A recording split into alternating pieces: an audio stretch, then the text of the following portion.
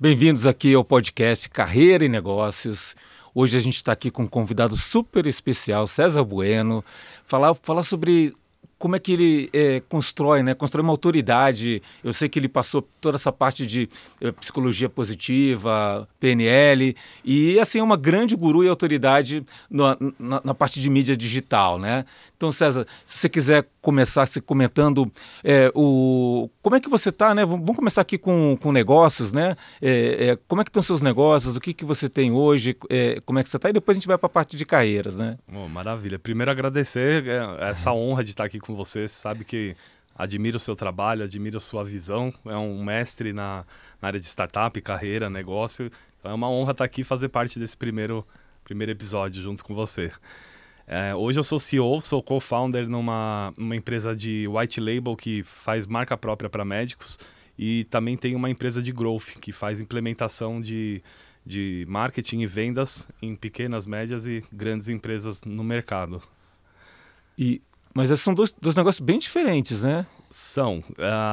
A empresa de growth, ela já existe desde 2007 e ela sempre existiu para atuar para os meus negócios, mas a gente acabou abrindo para o mercado e hoje ela atua também para os nossos negócios, mas atua para o mercado aberto. Então ela faz parte, só está dentro do ecossistema para nos poder fornecer aí as ferramentas para levar as nossas outras coisas, os nossos outros negócios também para um nível legal de negócio. E está aberta para...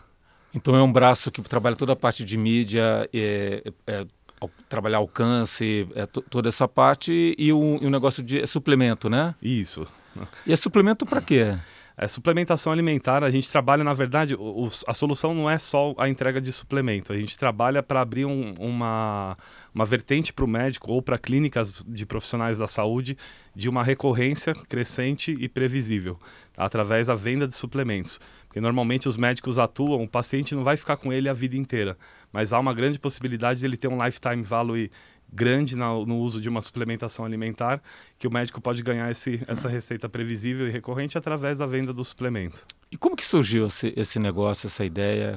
Qual foi a origem? Eu fui sócio há alguns anos de um médico chamado Dr. Juliano Pimentel, que é bem posicionado na internet. A gente fez o trabalho dele do digital. E em algum momento surgiu essa dor para mim ali no sentido de ter alguma recorrência, gerar algum tipo de equity, porque a venda de produtos, de infoproduto, ele é uma venda perecível. E aí foi através da criação do suplemento. Criei primeiro o produto dele, depois fizemos a linha dele, e aí passou a ser o negócio principal, assim, o faturamento muito maior do que a gente tinha com infoprodutos. E o que eu falei, era um ganho que para a gente crescia a cada mês, porque tinha um churn de 23%, então 80% continuava em média com a gente no mês seguinte, a gente fazia novas vendas e assim se tornou o nosso negócio principal. E aí eu descobri que não era uma dor só nossa ali naquele momento, que os médicos também tinham e não sabiam, uma dor inconsciente ainda, porque o médico não acredita nem que exista um caminho para ele ter uma recorrência. Então, quando eu percebi, eu criei o que a gente chama de oferta grande slam, né? Fiz uma solução para poder atender via oportunidade no mercado. E a gente está há 3 anos e meio já com essa empresa. E aí você aproveita a parte de mídia digital para alavancar o negócio do suplemento, né? Exatamente. A gente entrega a solução desde da criação do produto, brand, fazer site, fazer toda a parte de infraestrutura de venda e faz um lançamento de venda para ativar a recorrência dele.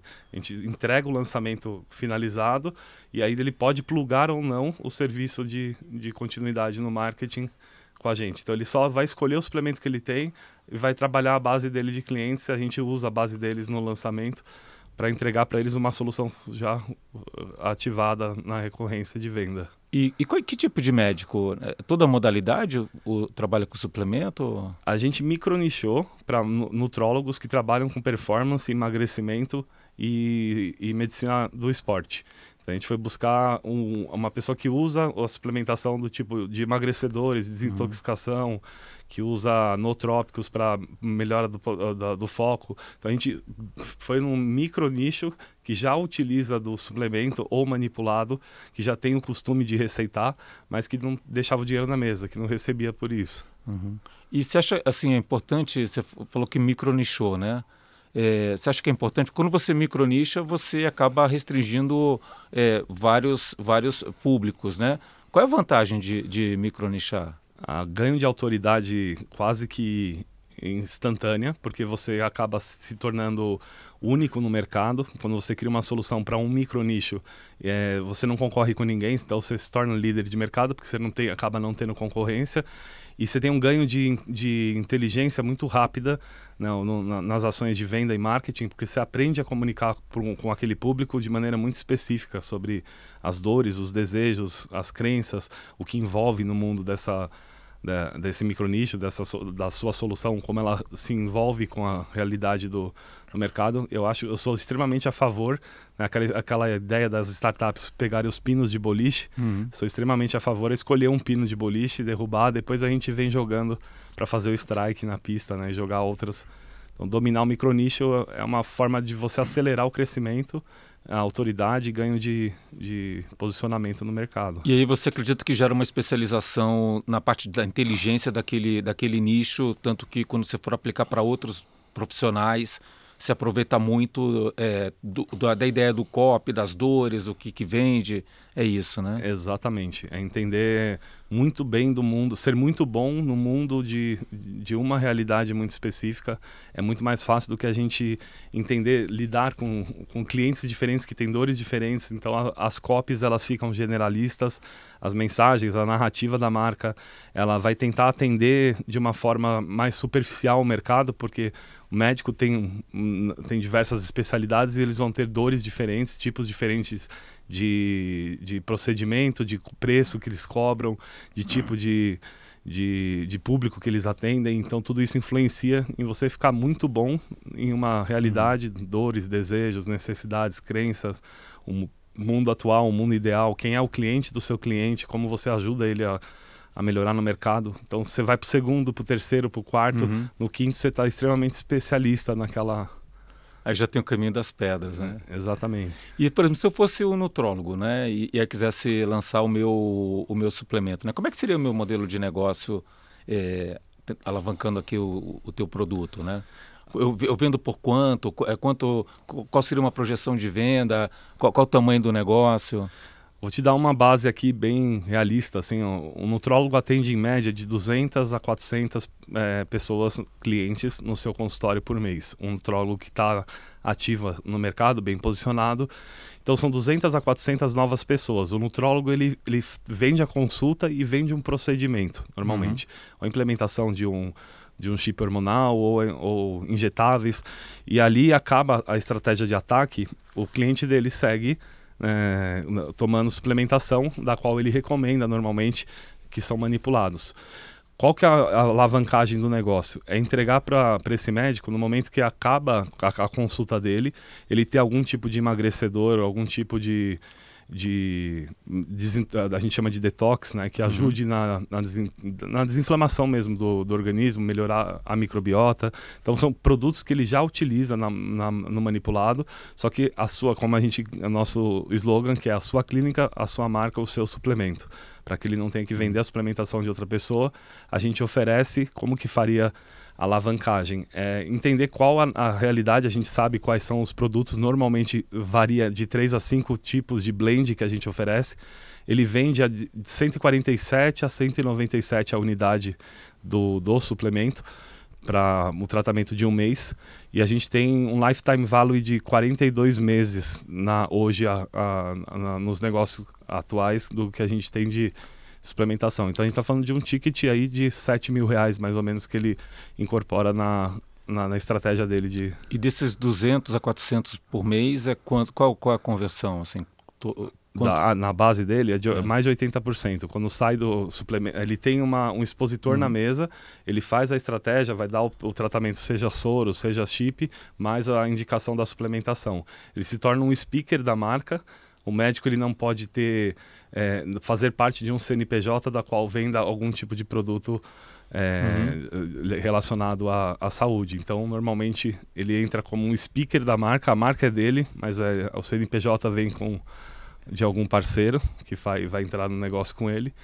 E ele tem a conversão de mais de 80% no ato da consulta. Tá, então, fazendo uma conta aqui, se eu ser 200 a 40, 200 a 400, se eu converter uns 200 por mês, com lifetime, vamos botar aqui 5 em vez de 7, né? Vai dar quase 1 milhão por mês, né? Que você gera de fluxo de caixa. No lifetime value, sim, exatamente. Para quem é médico, nutricionista e tal, é bem interessante, né? Porque é adicional, né? A gente tem, o caso do Dr. Juliano Pimentel, tava um faturamento de 1.200.000 no terceiro ano, mês, de suplementação alimentar. Pela taxa de recompras, aí faz as estratégias de lifetime mesmo, de oferta, de funil, de fluxos para que a pessoa continue comprando, que indique, que leve para sua casa, que passe também a tratar a sua família com suplemento. Então, tem todo um trabalho de indicação para aumentar o ticket médio e a penetração, né? Exatamente. Agora, assim, vamos passar aqui para a carreira, né? Como é que você chegou? Eu sei que você foi do mundo corporativo, empreendeu. Conta um pouco da sua trajetória para gente, cara. Cara, muito legal, porque a gente falou aqui, né, no início sobre consultoria e como que a gente se torna consultor, né? O meu começou como trainee. Eu fui um trainee no Walmart, era menor de idade, estava com 17 para 18 anos. Entrei, prestei para trainee e o Walmart estava no primeiro ano aqui no Brasil, quando eu entrei lá. Tinha uma única loja, estava abrindo a segunda e a gente foi contratado num barracão. Ele não tinha ainda escritório, não tinha o escritório era dentro das lojas, era bem improvisado. Então, conforme o crescimento do Walmart se deu de maneira acelerada, quem estava lá no início e aproveitou as oportunidades cresceu junto com o Walmart. E aí, com 23 anos, eu entrei na diretoria regional de compras, comprava para um modelo de mercado que era o soft discount, que era aquelas lojas com menos checkouts, né, as lojas menores que têm penetrabilidade na periferia, nos bairros Nordeste, Norte e também na região Sudeste. Mas comprava o quê? Eu entrei para vários setores. Comecei com commodity, fui para higiene pessoal. No final eu estava gerenciando a compra de todo o sortimento do soft discount, de televisão a peixaria. Teve várias histórias engraçadas, assim, de comprar errado. Uma vez eu comprei absorventes, o pallet pool dele era um número, eu coloquei lá achando que eu estava comprando unidades, comprei e veio entregar 2 caminhões em cada loja de absorvente. A Unilever não avisou. Chegou lá o pessoal, posso vender como palmilha nos sapatos, porque não vai ter como colocar isso. E aí tinha que dar um jeito.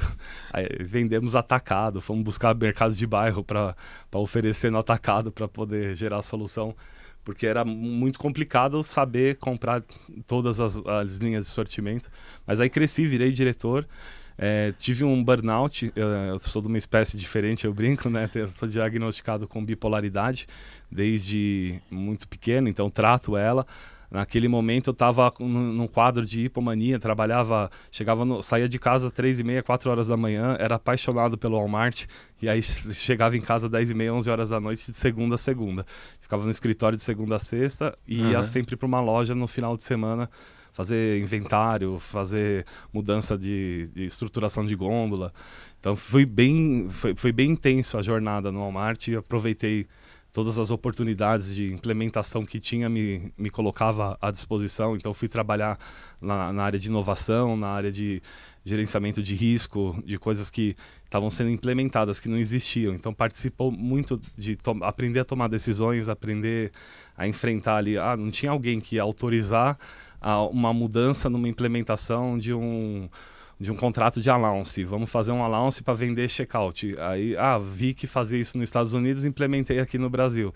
Se estava certo ou estava errado, a gente descobria na jornada, sabe? Porque estava sendo ainda implementado muita coisa. A gente estava aprendendo junto com o Walmart na jornada. Então foi bem intenso. Saí dali, nesse burnout, pedi minhas contas e fui trabalhar. Foi a primeira época de consultoria. Mas como é que foi quando você teve burnout? O que aconteceu, assim? Você chegou em casa um dia e... Não, eu estava infeliz. Eu tive a oportunidade de ser promovido para diretor nacional, só que eu ia ter que ficar 3 anos no Maranhão. E eu fui para o Maranhão, estava recém-casado, né, recém-casado com filha. Fui para o Maranhão, cheguei lá, não me adaptei. de deixar minha família aqui, eu ia fazer Maranhão, Piauí, Ceará.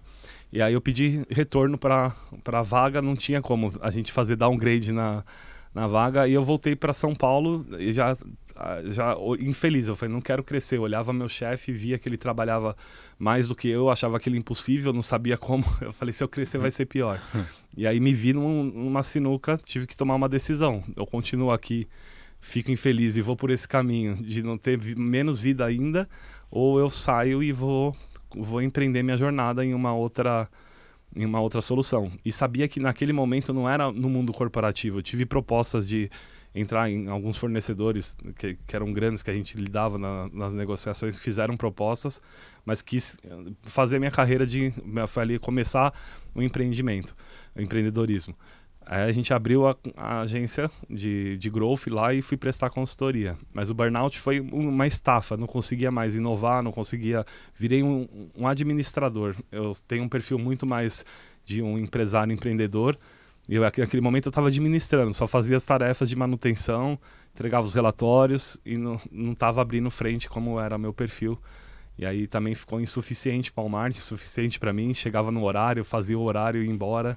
Então comecei a também não conseguir mais realizar as tarefas com o mesmo brilho que eu tinha.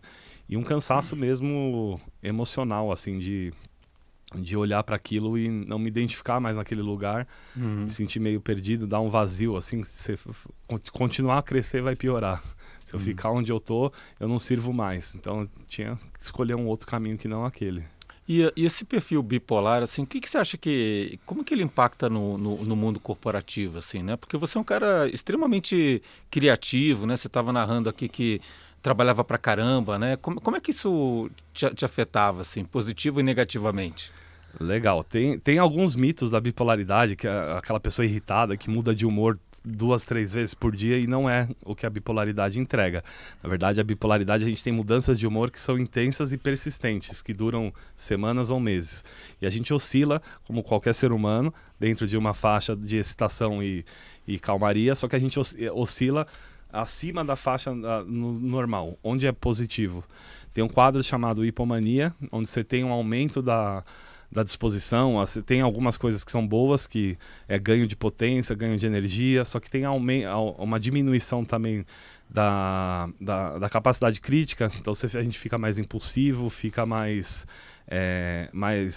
trabalha mais, cada um tem a sua mania, né? Falam muito sobre jogo, sobre as coisas que são ruins, e nem todo bipolar vai para essa área. Minhas manias eram para escrever, era para trabalhar, era para criar novos projetos. Então eu inovava, criava, levantava um projeto, implementava e ia para o próximo. Isso era bom.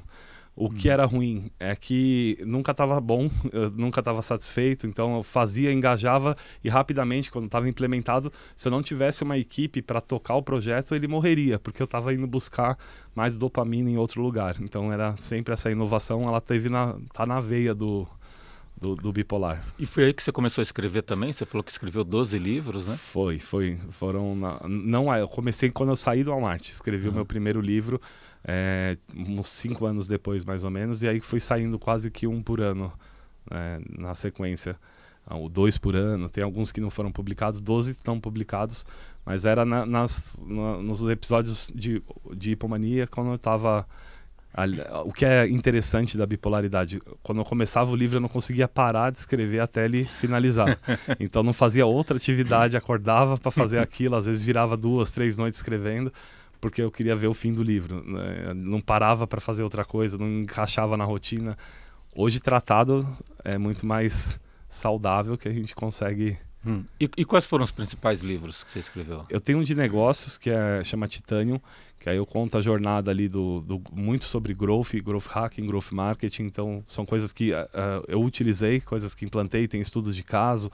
Esse foi o livro mais vendido. E um de psicanálise, que aí vai para outra.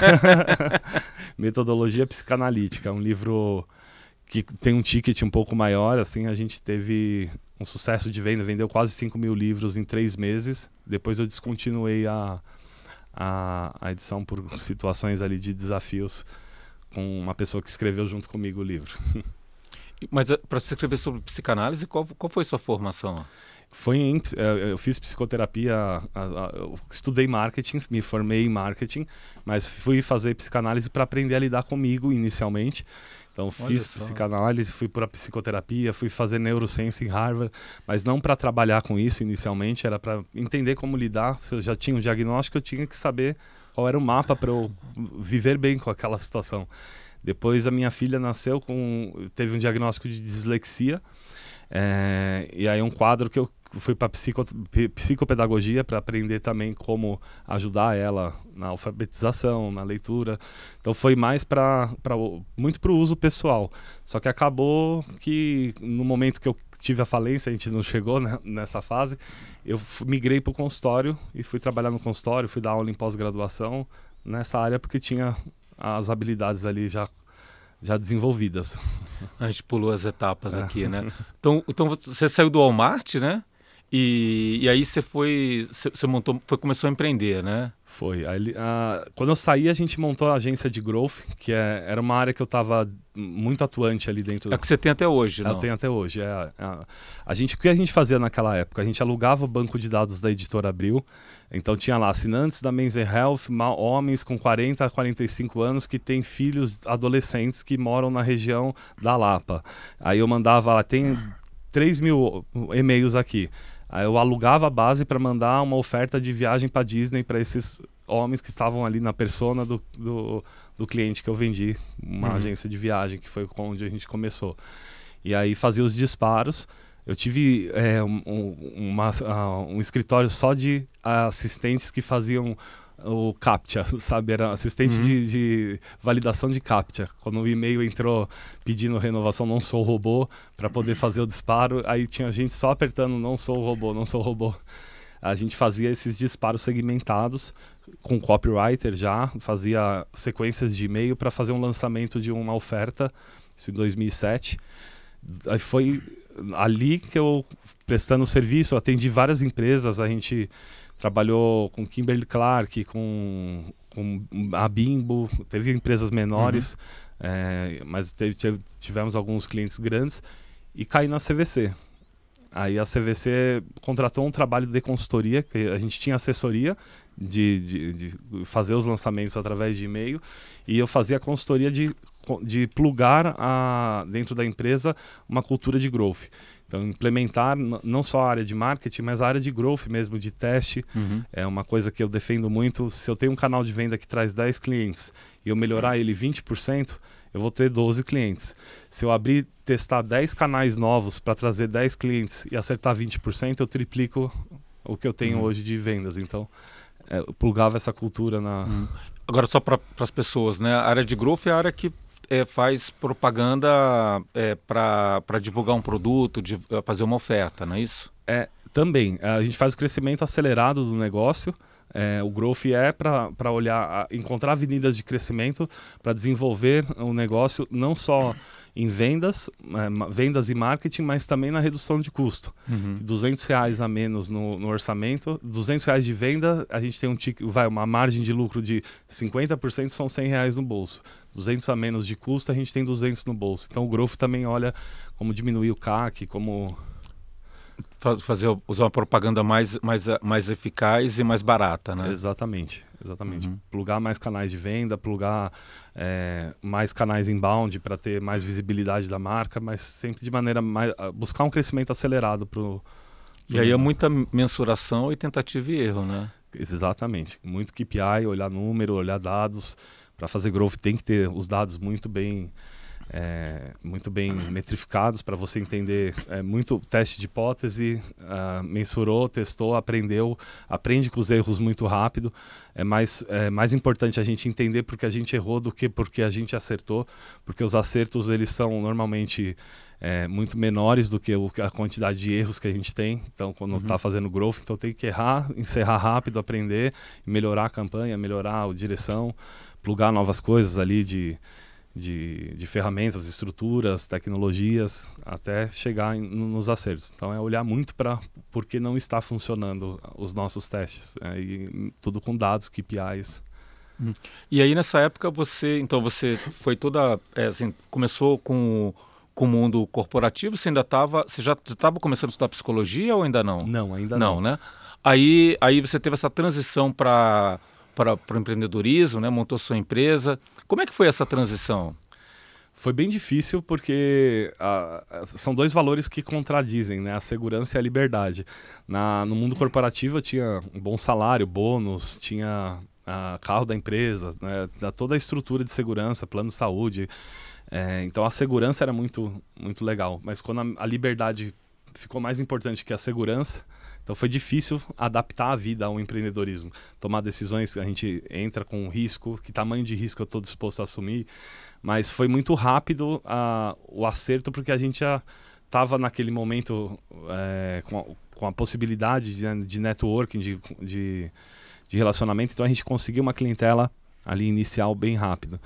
Quando eu prestei o serviço para a CVC, eles me fizeram uma proposta e eu voltei para o mundo corporativo, mantive a empresa, minha esposa continuou à frente da empresa, mantive a agência de growth, mas fui para o mundo corporativo, fui trabalhar na CVC, também na aceleração, na época que eles estavam com os agentes autorizados. Eu fui trabalhar para o agente autorizado número 1 lá para entender o que ele fazia, replicar processos, aumentar a rede de franquias.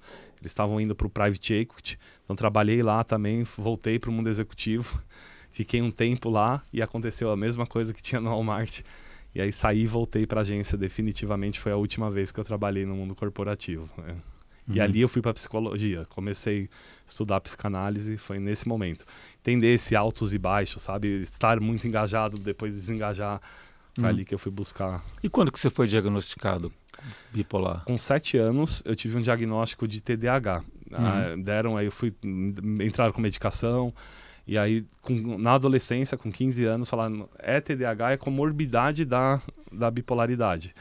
Então, com 15 anos deu o diagnóstico, mas há pouco tempo eu fui fazer novamente os testes todos neurológicos, fazer o acompanhamento, e validou a confirmação mesmo, não só por observação de comportamento, como foi na adolescência, mas com análise. Porque você é um cara super criativo, né? Então, assim, né? É bastante. E tira ideias, assim, fora da série, né? E tudo mais. Então, eu entendi que na hora que você começou a perceber que estava te atrapalhando, aí você falou, poxa, eu tenho que entender um pouco melhor como é que eu lido comigo mesmo, né? Exatamente. O que é legal, a bipolaridade não tratada, ela é muito complicada. Ela tratada, a gente convive normalmente, trabalha no meio, a nossa espécie se relaciona. Antigamente eles davam aquela roupinha, aquela casaca que a gente se abraçava, ia para um quarto fofinho e ficava lá, porque não tinha medicação para auxiliar. Hoje tem medicação, a psicoterapia, você entender mudanças comportamentais, mas a medicação, basicamente, ela não é um transtorno de personalidade, é um transtorno de humor. Então, mudando o sistema nervoso central, regulando, achatando essas oscilações, a gente convive normalmente e tem algumas coisas que ficam, algumas características, né? A criatividade é uma característica muito forte da bipolaridade, a energia, a inovação. Então mantém algumas coisas. O bipolar não quer tratar porque ele acha que perde o brilho.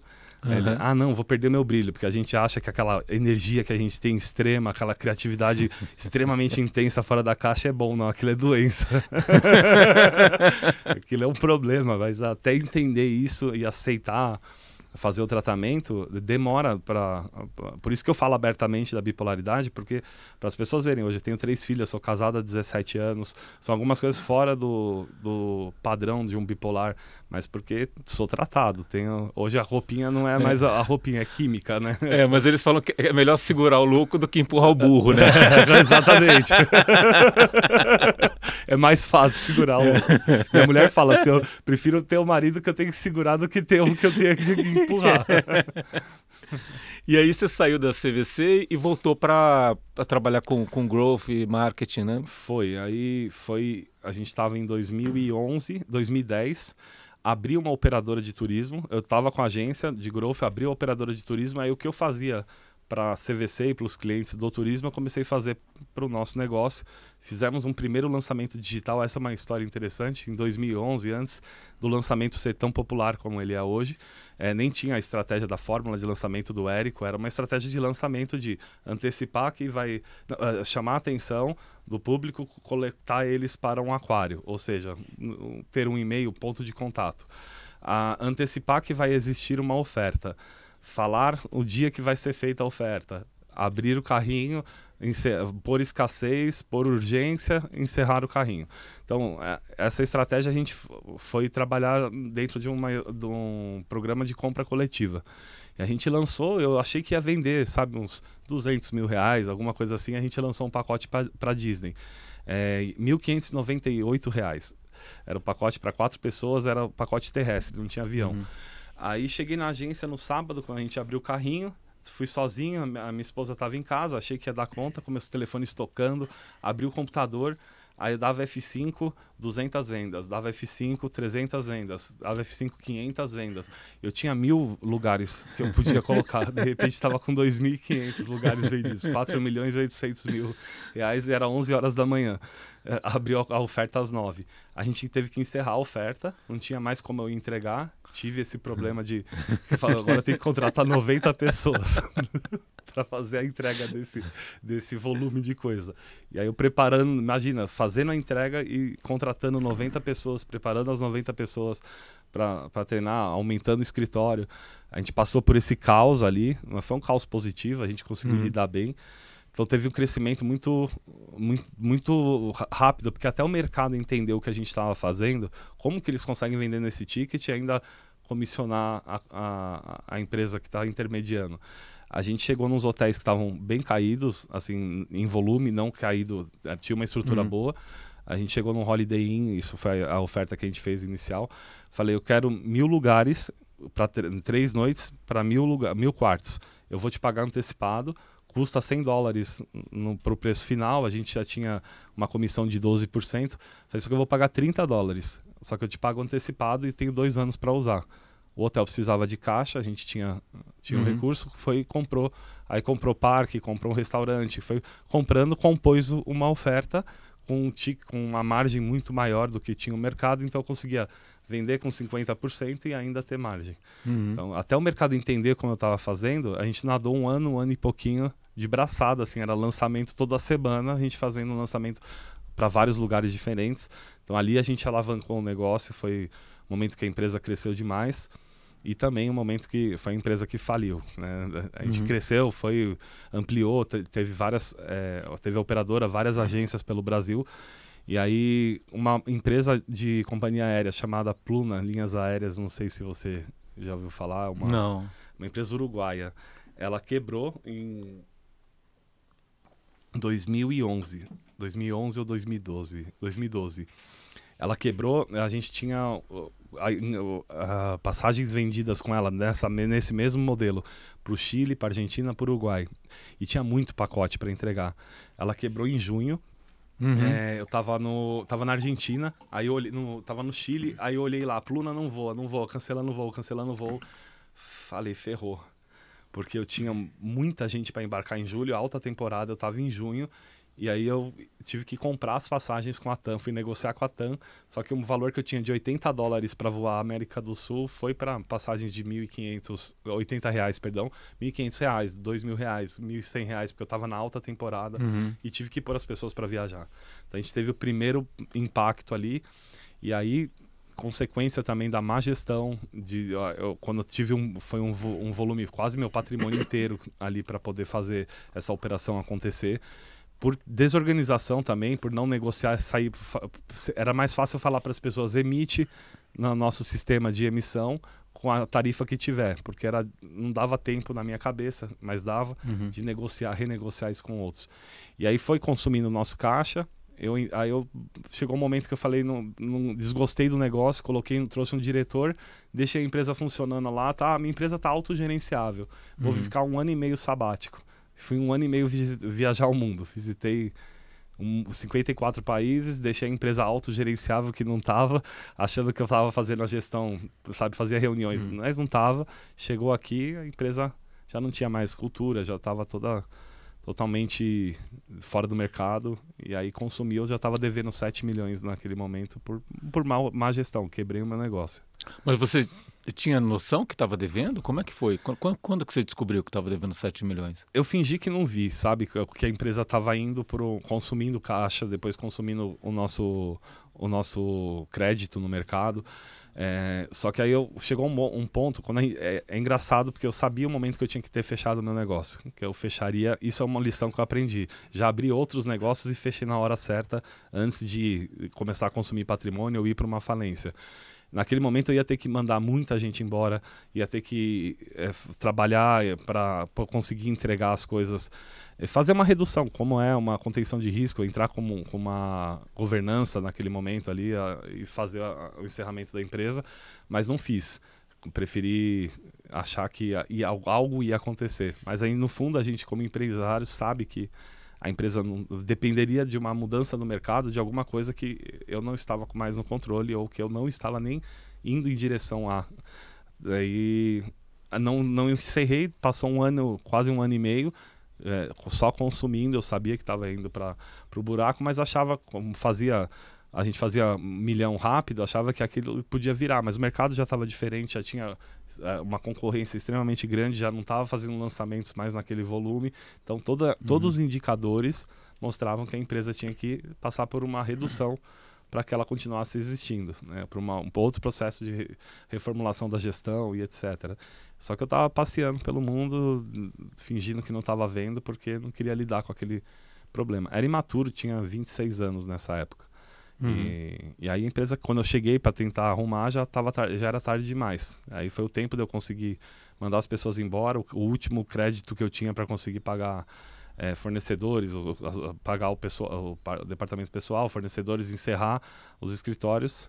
E aí fiquei com uma dívida de 7 milhões. E todo o meu patrimônio foi derretido, ficou com uma casa que eu tinha penhorada e que coloquei de aluguel e sabia que perderia em algum momento. E como é que foi esse momento, cara? Cara, foi o momento mais difícil da minha vida. Assim, foi de maior aprendizado, mas fui morar de favor, perdi o respeito do mercado, então não sabia nem como recomeçar, porque começar do zero é difícil, mas recomeçar dos 7 milhões negativo, você perde a confiança das pessoas, você perde credibilidade, você também perde a autoconfiança, você perde a motivação de fazer alguma coisa, você acha que aquilo vai se tornar novamente, vai se repetir, vai se tornar um padrão. Então foi muito difícil recomeçar, porque eu não sabia, vamos empreender. A agência, ela pausou nessa época, a agência de growth, a gente pausou. Eu matei um monte de negócio saudável, que sabe quando você mistura? Eu tinha loja de roupa, eu tava com outros negócios além da operadora, só que aí fui pegando o dinheiro desses pequenininhos para pagar a conta do grandão, esses pequenininhos saudáveis, então queimei tudo, então não sabia por onde começar. Aí foi quando eu mergulhei realmente na psicoterapia, já tinha tido contato com algumas coisas. Num momento eu estava em depressão, aprendendo a tocar instrumentos musicais, aprendi a tocar violão, guitarra, baixo, saxofone, clarinete, harpa.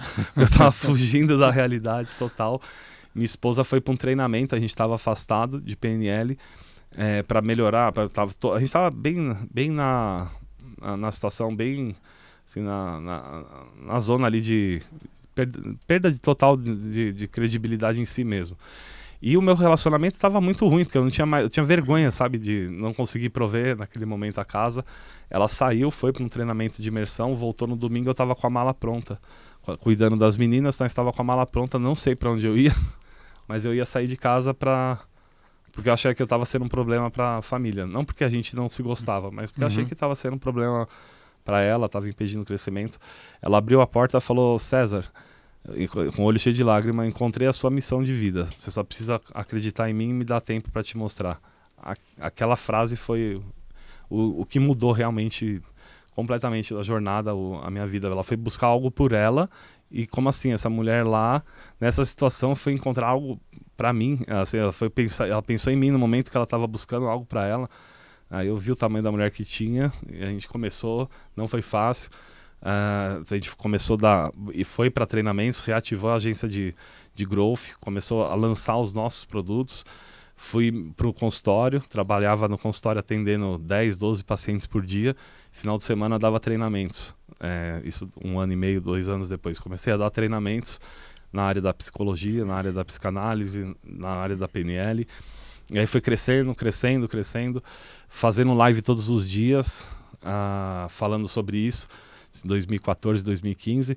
E aí teve um momento que eu comecei a tomar cancelamento, porque eu estava falando de um tema aberto. Isso lá atrás era estranho, nessa época. Eu falava no Periscope, não tinha nem live no Instagram. Você conheceu, lembra do Periscope? Lembro.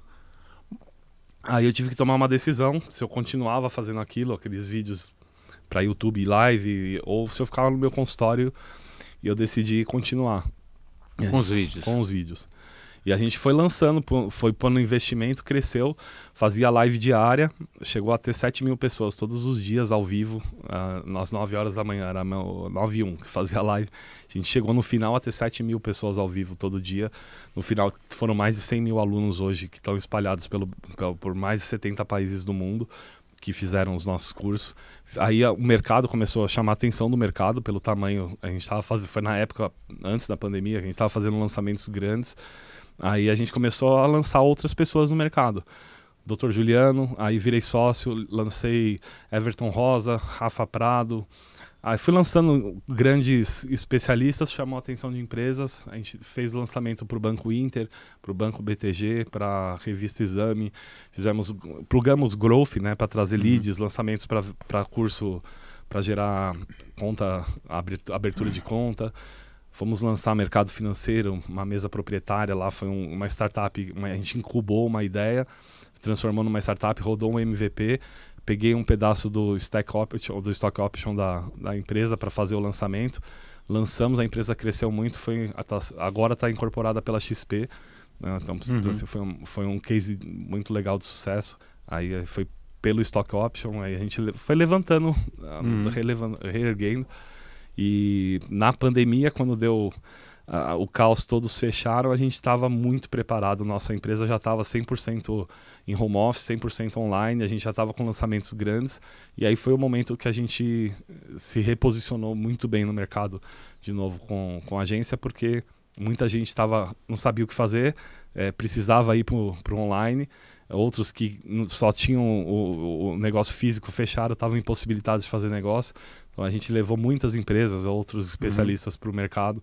Fizemos lançamentos de 18 milhões, outros vários de 4, 7, 3, para pessoas que eram normais, que não vendiam esse volume no presencial antes da pandemia. Então a pandemia foi um momento que a gente conseguiu também atender o mercado nas dores que o mercado estava, nas dores que os clientes tinham, levar uma solução para eles. Achamos nessa solução um caminho, e aí foi o restante, o final, né? Os produtos que foi criado na pandemia também, um pouco no começo da pandemia. Mas essa parte dos lançamentos, assim, porque todo mundo comenta que está ficando cada vez mais caro, é difícil entregar e tal. Como é que você vê assim esse mercado agora e para frente? Assim, está muito pior e daqui para frente, como é que você está vendo? Eu tenho uma opinião assim bem interessante, porque o que o mercado está vendo hoje, a lead está cara, cada vez o CAC fica maior, a entrega, o ROAS estão diminuindo, mas na verdade antes da pandemia já era assim. A pandemia foi um caso atípico que jogou a lead lá para baixo, muita gente na internet, muita gente consumindo o mercado digital, teve uma aceleração no aprendizado do consumo de infoproduto. Então, do custo no episódio pandemia, ele diminuiu muito, achar o cliente, fazer um lançamento. E aí teve uma replicação de uma metodologia semelhante, onde as pessoas hoje não têm mais paciência para passar por esse processo. Por isso eu aposto no Growth. Eu acho que o lançamento é uma ferramenta, é uma avenida de um negócio. Funis de venda, ou ter um time de outbound fazendo a implementação do processo da receita previsível, ele não vai funcionar sozinho. Ele é um canal que potencializa, cria eco. Às vezes o lançamento não tem nem a função de fazer ROI, de gerar dinheiro. Tem a função de posicionar um produto no mercado, criar audiência para depois fazer a venda de um high ticket que vai realmente trazer a eficiência do dinheiro. Então, eu acho que sabendo usar o lançamento como uma estratégia no negócio, ele é extremamente poderoso. Só que ele não é uma ferramenta que vai trazer retorno rápido. Quem está começando vai lançar, vai ter que investir, como qualquer negócio, por um bom tempo, até começar a ter retorno do seu investimento. E se a pessoa não tem hoje um potencial de comunicação, se for vamos falar de um infoproduto de um especialista que vai vender inteligência, se ela não tem habilidade com comunicação, ela pode demorar um tempo maior ou atingir um público muito menor. E ela vai ter que saber o tamanho do jogo o produto dela tem, o tamanho do mercado que ela tem e o quanto ela consegue impactar esse mercado.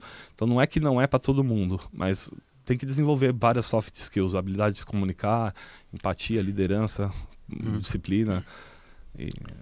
Mas aí, em outras palavras, você está falando que assim, aqueles grandes, aquele lançamentos do passado, assim, agora já está um pouco menos intenso, né, em termos de resultado e tudo, mas continua como uma ferramenta importante para você plugar numa estratégia de vendas, né? Exatamente. Aquela época de bonança, de colocar 1 milhão, voltar 18, colocar... Essa época, hoje, não é que não tem, mas são muito poucos no mercado. São, assim, uns unicórnios mesmo, são aqueles que a gente fala, são fenômenos que acontecem com pessoas que estão muito pontuais ali conseguindo ter esse resultado hoje. Mas é uma ferramenta extremamente poderosa, plugada com outras estratégias dentro de um negócio. E assim, então assim, você é um cara estudioso, gosta de escrever e tudo mais. Como é que você vê, assim, pensando agora no empreendedorismo, a formação das pessoas, né? O que eu quero dizer é o quanto que você ou te ajuda, né? A uma formação formal, faculdade e tudo mais, né? O quanto que impacta você estar numa grande corporação e ter todo o processo de formação que você tem dentro de uma grande corporação, os treinamentos e tudo mais, ou quando você vai para o mundo de empreendedorismo, né? Como que a pessoa aprende e avança, né? Como é que você conseguiria aqui classificar em nível de importância, o que vale mais, o que impacta mais? Acho que hoje, para o tipo de modelo de mercado, né, a gente está no mundo bunny, que como chama, né, aquela mundo frágil. Eu acho que a faculdade ela é legal, ela tem o seu lugar, mas assim, no museu ela ficaria talvez um pouco mais bem exposta, tô brincando. É um tempo, um investimento financeiro para um conteúdo que vai ter uma abrangência, mas com superficialidade.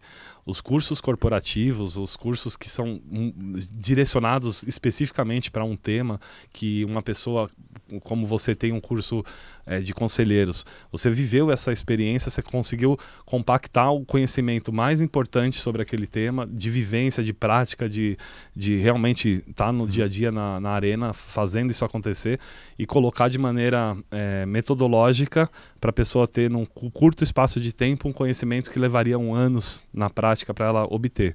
É muito mais funcional do que a pessoa pagar uma faculdade que nem na faculdade, onde a gente vai aprender sobre conselho e governança na faculdade. Isso talvez uma pós, talvez um MBA, a gente vai ter alguma coisa superficial sobre isso que não tem nem comparação com a metodologia que você entrega tendo a prática de mercado. Então, acho que hoje os cursos direcionados, específicos, mentorias, buscar consultores, buscar pessoas como você no seu nicho, no seu posicionamento, eles são muito mais valiosos, mais práticos, mais rápidos, com investimento muito menor do que a faculdade, com retorno sobre esse investimento muito mais assertivo do que fazer um curso formal.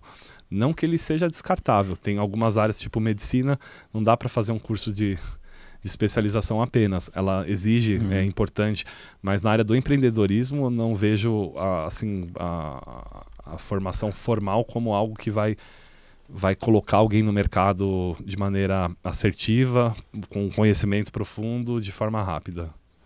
E no caso da psicologia, e assim, você comentou que teve um momento da vida, bom, agora eu quero entender melhor, assim, como, vamos dizer assim, como funciona a mente humana, até para saber como é que eu lido comigo e com as pessoas que estão próximas de mim, né? De todos os domínios que tem, então você falou psicologia, falou PNL, o que te impactou mais, assim, né? Tem dois caminhos. A filosofia, ela me impacta até hoje, o estudo do pensar, mas entender a psicologia humana, entender transtornos mentais, entender como funciona a neuro dentro do nosso dia a dia. Eu digo neuro na economia, neuro na tomada de decisão de compra, como funciona a gente no controle do impulso, nos relacionamentos.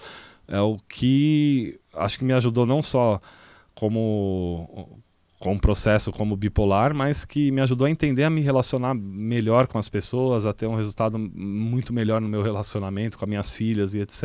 Então, acho que o conhecimento da psicologia, da PNL, é um conhecimento assim, fundamental. Talvez a escola, se tivesse mais dessa formação psicológica, embasamento sobre domínios emocionais, como fazer relacionamento. Hoje, as deep skills, que são pouco faladas, que depois da pandemia, os profissionais mais valorizados são aqueles que sabem ter autoliderança, automotivação, que tem uma rede de networking poderosa, que aceleram o crescimento de uma empresa, de um negócio onde estão. E são habilidades que não são formais, são da psicologia.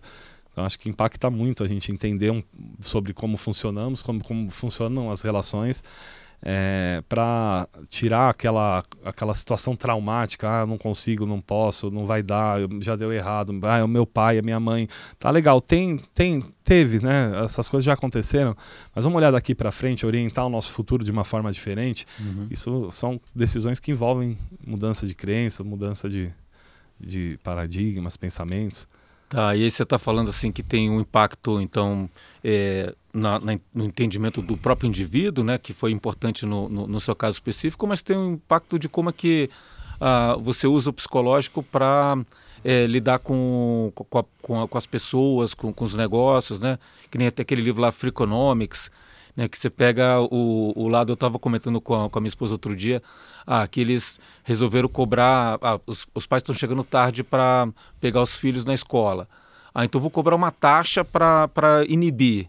E aí, quando começaram a cobrar a taxa, na verdade, aumentou a incidência de pessoas, porque aí a pessoa não tinha mais a culpa de estar vindo atrasado.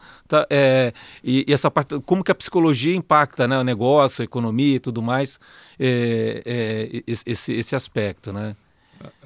Ó, que legal. Esse é um exemplo muito legal, porque dá plausibilidade. Então, tudo que a pessoa pode adquirir, para ela é muito mais... vai buscar o comodismo, vai buscar... Então, se ela tem a plausibilidade de estar pagando, né? Então, mas sim, a tomada de decisão dentro da empresa para liderar a equipe, para engajar time, para pôr cultura para funcionar. Não adianta a gente só saber desenhar missão, visão, valores, o processo de implementação de uma estrutura de cultura, se a gente não sabe lidar com gente. O mais importante, entender que eles vão tomar as decisões e o cérebro processa as coisas de uma determinada forma.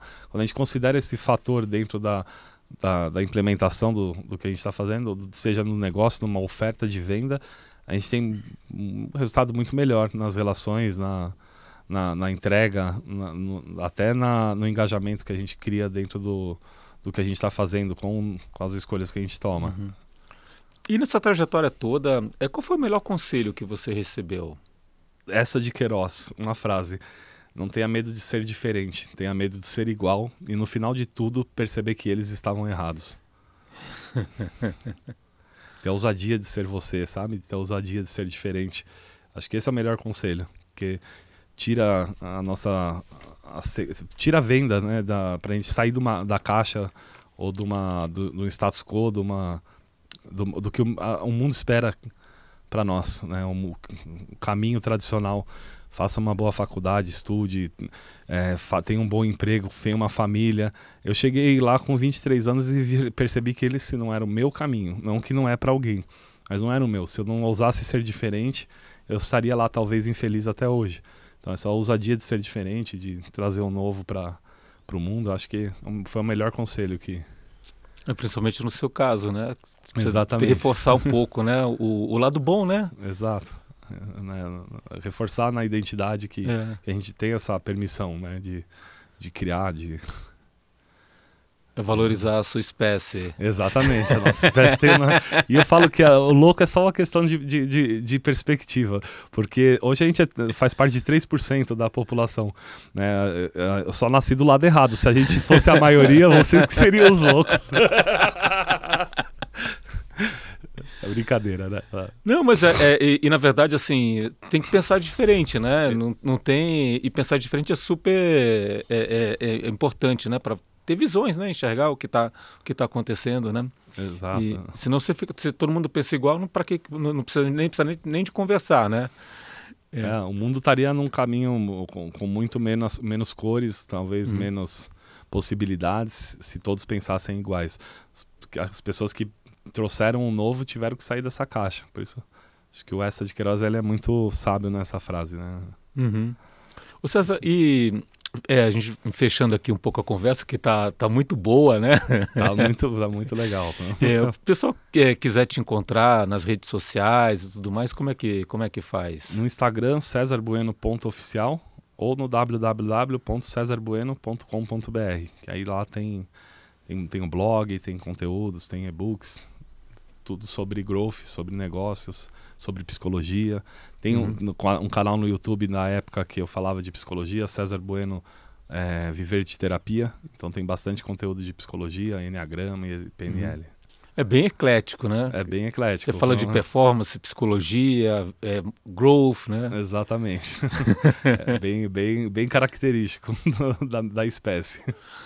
Agora deixa eu terminar aqui com uma pergunta, né? Assim, se alguém chegasse e falasse para você, olha, você vai viver 50 anos a mais do que viveram seus avós, né? Para você é uma boa ou uma má notícia? Seria uma boa se eu garantisse a condição de estar lúcido, de estar bem de saúde, mas não seria interessante se a gente tivesse 50 anos, passar ele sem lucidez, sem poder pensar, sem poder criar.